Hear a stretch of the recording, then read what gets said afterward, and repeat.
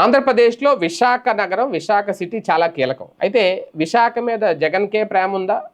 ప్రస్తుతం చంద్రబాబు నాయుడు గారి కూటమి ప్రభుత్వంలో నేతలకు ప్రేమ లేదా? ఇప్పుడు దీని మీద ఒక చర్చ అయితే నడుస్తుంది. ఎందుకంటే ఆయన ఋషికొండ అయితే నిర్మించారు. అక్కడ ఋషికొండ మీద నిర్మాణాలు అయితే చేశారు. 450 కోట్ల దాకా ఏర్పాటు చేసి. కాకపోతే ఆ ఋషికొండ మీద నిర్మాణాల విషయంలో కనీసం జగన్ ఇంకా అంటే మళ్ళీ అధికారంలోకి వస్తే పాలన అక్కడ ప్రారంభించి ఉండేవారేమో. ఆయన రాలేదు. మొన్న మధ్యన ఉప ముఖ్యమంత్రి హోదాలో పవన్ కళ్యాణ్ గారు వెళ్ళారు, చంద్రబాబు నాయుడు గారు అందరూ వెళ్తున్నారు. జగన్కి అయితే ఇప్పుడు అవకాశం లేదు.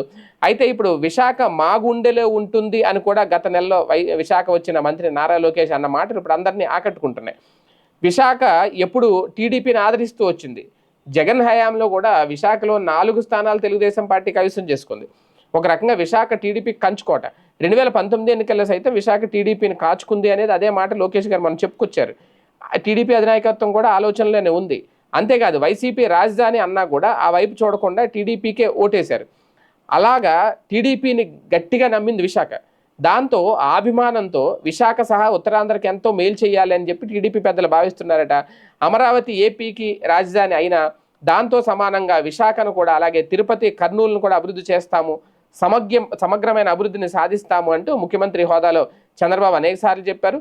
దాంతో మరోసారి ప్రాంతీయ అసమానతలని ఎవరూ మాటెత్తకుండా, వైసీపీకి ఎక్కడా ఛాన్స్ ఇవ్వకుండా చంద్రబాబు త్రివిక్రముడు అవతారంలో 3 ప్రాంతాల మీద కాలు మోపుతూ ఉత్తరాంధ్ర, మధ్యాంధ్ర, రాయలసీమ అన్నిట తన ముద్ర బలంగా ఉండేలాగా చూసుకుంటున్నారు. దాంతో విశాఖ అంటే నోటి మాటలతో ప్రేమ కాదు, అభివృద్ధి చేస్తూ తరచూ సిటీలో అధికార కార్యక్రమాలు నిర్వహిస్తూ బాబు చూపిస్తున్న అసలు సిసలైన ప్రేమ విశాఖ మీద ఇదే అనేది తెలుగు తమ్ముళ్ళు చేస్తున్న ప్రచారం. ఏది ఏమైనా విశాఖ ఆల్రెడీ డెవలప్డ్ సిటీ, దాన్ని కొత్తగా అభివృద్ధి చేయడానికి అయితే ఏమీ లేదు.